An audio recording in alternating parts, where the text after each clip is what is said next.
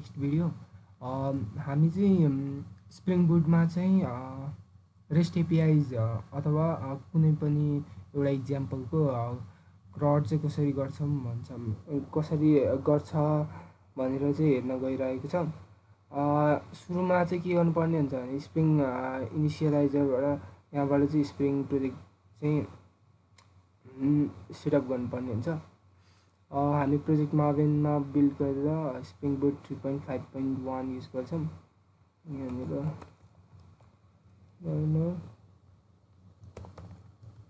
College API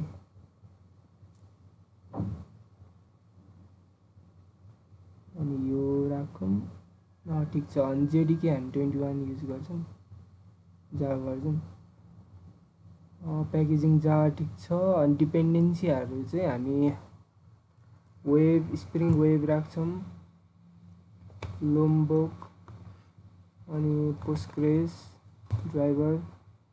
अर्को के थियो भन्दाखेरि स्प्रिङ वेब लोम्बोक पोस्टग्रेस अनि जेपिए स्प्रिङ जेपिए। ठिक छ, यति राख्दा हुन्छ है। मैले यहाँ पनि राख्यो होला। ठिक छ, सबै ठिक छ है। अनि त्यसपछि चाहिँ हामी यसलाई जेनेरेट गर्छौँ।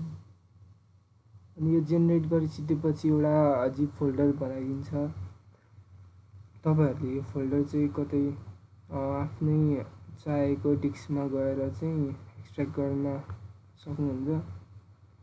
मैले चाहिँ एज ड्राइभमा चाहिँ अब एक्सट्र्याक्ट गर्न आँटेको छु।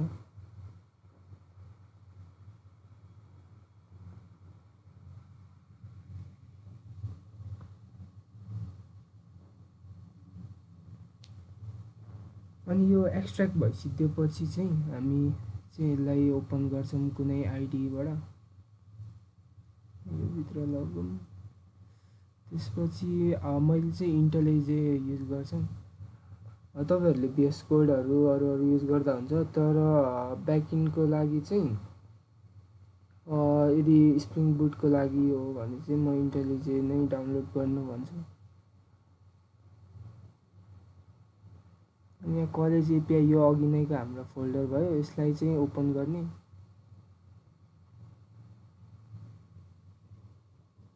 अनि यसलाई ओपन गरिसकेपछि चाहिँ यसले चाहिँ डिपेन्डेन्सीहरू लोड गर्छ। लोड मार्भिन प्रोजेक्ट गर्नुपर्ने हुन्छ। अनि हामीले यो स्ट्रक्चरमा आएपछि हामीले कोड गर्ने चाहिँ यो जावा भित्र हो।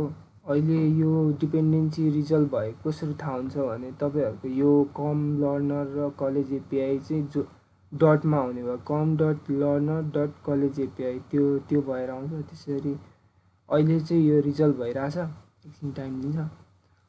अनि यो रिसोर्सेसमा चाहिँ के हुन्छ भन्दाखेरि यो एप्लिकेसन डट प्रपर्टी फाइलहरू हुन्छ। अनि यो टेम्प्लेट भनेको चाहिँ HTML टेम्प्लेट्सहरू राख्न सकिन्छ यसमा।